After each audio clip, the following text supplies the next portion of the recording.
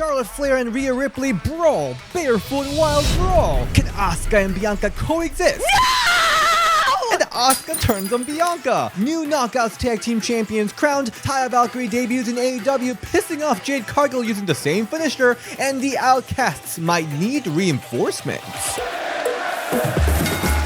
Welcome if you're entering the bell. This is DS and this is Women's Wrestling Weekly. WrestleMania is catching up so quickly, so let's see if the build got any better this week. Starting with last night's Raw. So, Raw this week, they did try to shake things up a little bit, I guess. So first we got Rhea Ripley promo. She starts it pretty hot with crowd chanting, "Mommy, mommy, mommy." But it does turn into kind of a lecture. She talks about their Mania match from 3 years ago, how Charlotte does not respect her. She said Charlotte puts people down and she needs to go home because she's washed, she's done. And then Rhea brings up Charlotte's insecurities and ends the promo saying that she will be the biggest star of WWE. This promo is seriously all over the place, like insecurity, Mania from 3 years ago, disrespect, the locker room leader. All these topics were just like thrown out here and nothing unfortunately lands. Honestly, I think she should have just gone straight to how Charlotte basically ruined her momentum 3 years ago and buried her and buried NXT Women's Division. She openly talked about how in real life she was depressed from that storyline, so I feel like that would have resonated a lot more than whatever this is. Although I did like when she shushed the crowd. Don't want me, you're all pathetic. Then Rhea was interrupted by Bailey, who's sick of Rhea Ripley this, Rhea Ripley that. She says Raw is Damage Control's show, and she will show her just that, getting into a match with Rhea, who's in her street clothes, which was kind of badass. The match was like fine, like especially from two such great wrestlers. It didn't necessarily meet that expectation. The dynamic was definitely difficult because it was heel versus heel. I liked the part a lot when Rhea jumped over an Io and Dakota to crash into Bailey outside, Bailey hitting two Bailey to belly back to back, and halfway through the match Dakota interferes to rake Rhea's eyes. Cue Trish Stratus, Lita, and Becky Lynch holding huge bag of popcorn, and when Damage Control interfere again, Trish and Lita take them out and Becky chases Bailey into the ring where she gets headbutted and riptide to be pinned by Rhea Ripley. Trish and Lita here looked absolutely amazing, and Rhea interacting with Becky post-match was very minimal but kind of amusing. But overall, by merging these two storylines into this one segment, I think both ended up losing here. I'm surprised that Becky Lynch, the man, is so underutilized going into Mania. She herself can carry a whole segment by herself, let alone she's accompanied by the two Hall of Fame legends. So for this storyline to be sandwiched into Rhea Ripley's segment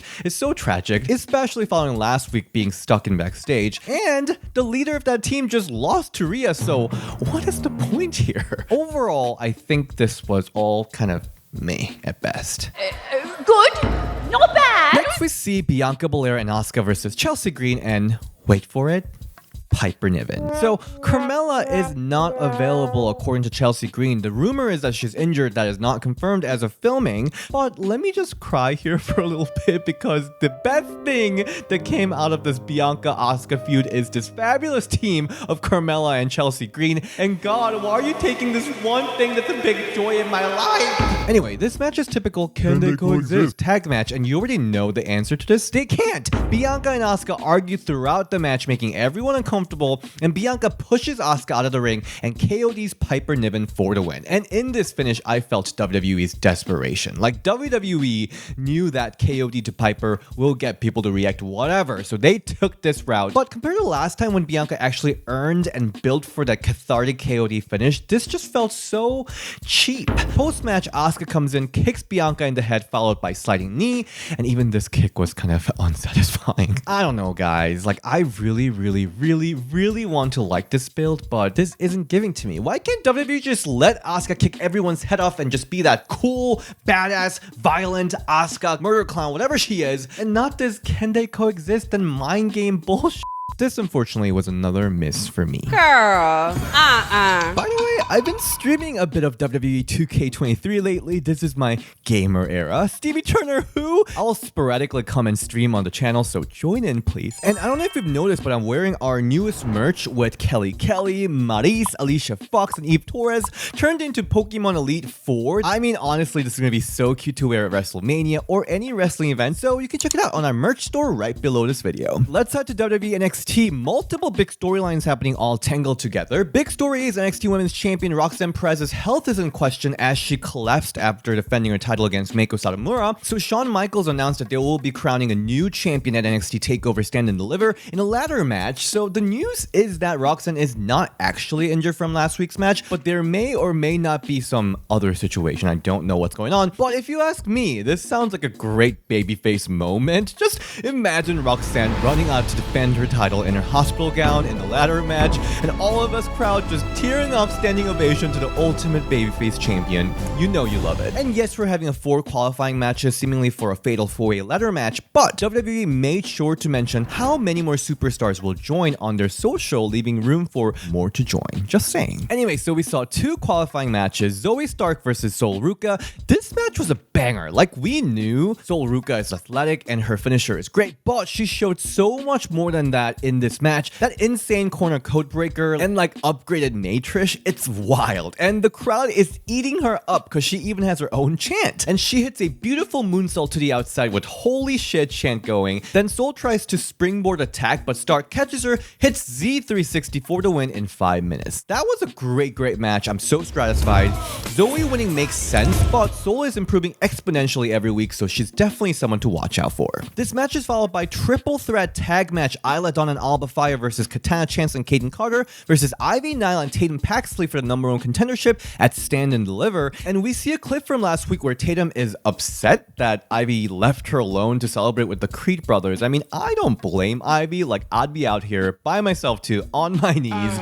This was another fantastic, super fast-paced match. As always, Katana and Kaden were amazing in this match. They were keep coming up with new moves. Seriously, mad respect for that. Like, I love that double pin attempt that Kaden did. I've never seen that before. Ivy was in this match for a very brief time, but she also stood out with her superhuman power. But the drama, when Ivy tried to tag out, Tatum pulled her hand back and shouted, "We were never a team," walking out on a partner. Then she comes back to kick Ivy in the gut, pushes her back into the ring for Isla and Alba to hit the tag finisher, backstabber senton bomb combo for the win in 4 minutes. The amount of action these NXT girlies were able to pack in this short match was amazing, and the finish was booked so well, I'm very satisfied. Next qualifying match was Gigi Dolan versus Kiana James. So Kiana and Fallon's telenovela continues, and honestly, I'm living for it. So we first see Fallon and Josh Briggs sneaking into Kiana's office to dig up what's really going on, and she finds tons of suspicious things in Kiana's notebook where she wrote things like Operation Boyfriend ongoing, get Brooks to have Fallon tag with me, success, and notes of dates scheduled with someone named Sebastian, as well as the love letter from the Roses saying thanks for the date, it was truly an unforgettable night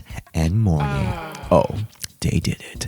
They did it! Anyway, back to the match. We finally get to see Gigi's entrance. The whole neon graffiti entrance graphic is so cool. I love that the crowd was chanting "Who is Sebastian" throughout the match, and within 3 minutes, Gigi again pulls out her finisher Gigi Driver to pick up a surprise win. And post-match, the witches are back. Alba and Isla emerges behind Kiana to jump her, and Brooke Jensen runs out for the save. Back in the locker room, Kiana gets upset at Fallon for not being there for her and tells her to handle whatever is going on with her, and Fallon's all pouty because she knows all the tea, but she can't spill yet. By the way, I love Josh with all the comedy that he brings in this segment. What are you wearing? You said covert ops, Fallon. Yeah. These 4 are golden together. I'm so satisfied. And while Gigi is winning her qualifying for Stand and Deliver, JC reveals during a backstage interview that she dislocated her shoulder 1 minute into their match with Gigi, so she will be sidelined for a bit. I'm so devastated to hear this. Not the best time to be injured, as she was so hot coming out of that Toxic Attraction storyline, but Gigi will be around when she comes back. I feel like Toxic Attraction was such a big part of NXT. The feud will be hot whenever she returns. Let's head to AEW Dynamite. We first saw Jade Cargill's Canada's Got Talent open challenge for the TBS Championship, and it is Nicole Matthews from Mae Young Classic and Shimmer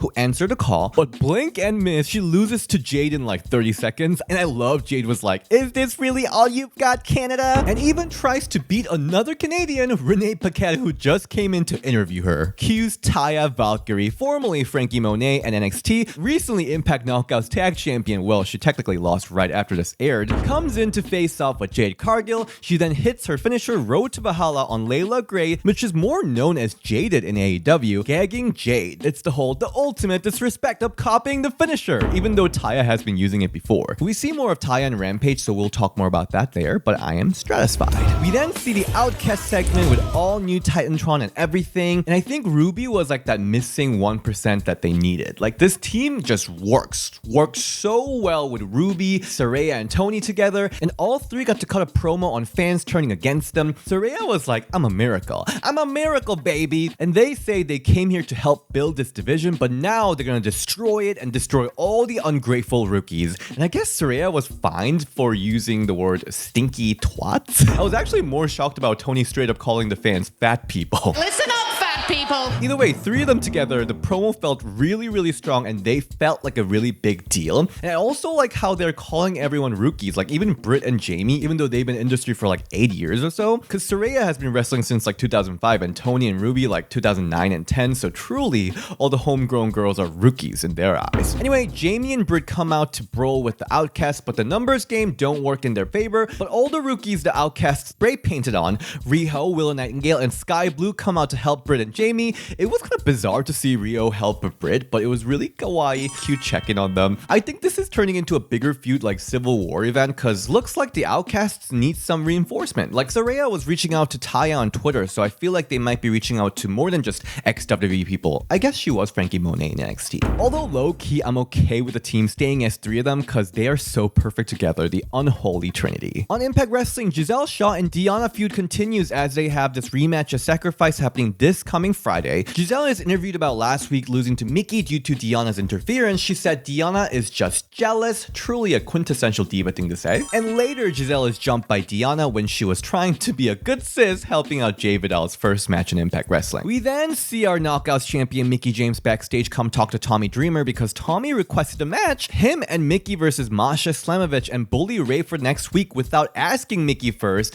And Mickey's like, bro, what? But Tommy did look super cute with his sleeve all down like e-girls. Anyway, then Jordan Grace, the #1 contender, pops out of nowhere and asks, no yells, at James if it's a good idea for Mickie to face Masha right before the championship defense. She says, be careful or you'll end up tapping out again. Sis is not letting go of the conspiracy theory, loving that pettiness. We were then treated with the Knockouts Tag Championship, the Coven, Taylor Wilde and Kylan King versus Death Dollz, Rosemary and Taya Valkyrie. And as you can tell by Taya now being in AEW, yes, she is losing the title here. I love that Taylor throughout the match was shifting through her tarot card to, I don't know, read the future and come up with strategy. She's fully in her witchy era and I'm living for it. Apparently she's in real life really into these like magic spiritual stuff. So this is her, this is real, this is me, Camp Rock moment for her. Taya had some nice moments to shine here as this is her farewell match from Impact. At the end, Taya goes for the road to Valhalla, but Kylan reverses it. Then Wilde on the apron punches Taya, followed by Kylan's pump handle suplex for the win in 7 minutes.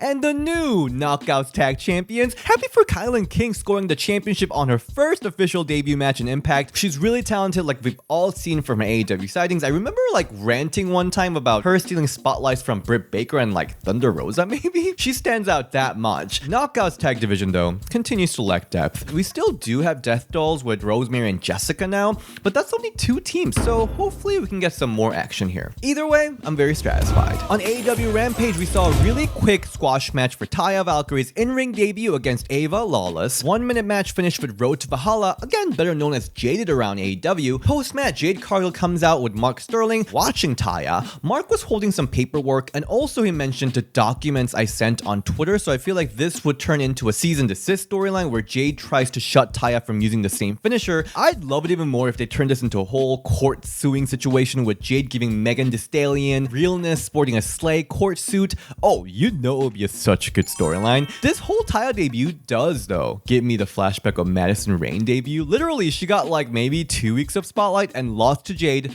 and poof, never showcased prominently again. So let's just hope that that's not where we're going with this. So much potential, I'm very satisfied. WWE SmackDown. So WWE writers probably sat down in a room and was like, who isn't booked on Mania that needs to be there? And decided to create, oh so convenient, Women's WrestleMania Showcase match, aka let's have random teams lose to Ronda and Shayna match. And it doesn't really make sense, especially on SmackDown side, we got Liv Morgan and Raquel Rodriguez, the team we need them on Mania one way or another, versus Tegan Nox and Emma, the team maybe next year's Mania? Seriously random team ups, especially because Tegan had brief, yes somewhat of a build with Natty last couple weeks, but Natty is now rumored to be in team with Shotzi, forming this Victims of Shayna violence, but I personally prefer the reunion of Nat Tamina again. The match was fine, it was random, wrestlers knew it was random, the crowd also knew that. I guess the highlight really is Tegan just kicking Liv over and over again, and Liv coming back with the sexy, fatal smile. That's some GIF for the moment right there. And Raquel and Liv hit Tahana Bomb and Oblivion on Emma to pick up a win and head to WrestleMania. By the way, I do love Liv's consistency and her quest to climbing up on big women. I love it. Emma hasn't really done anything since returning to WWE.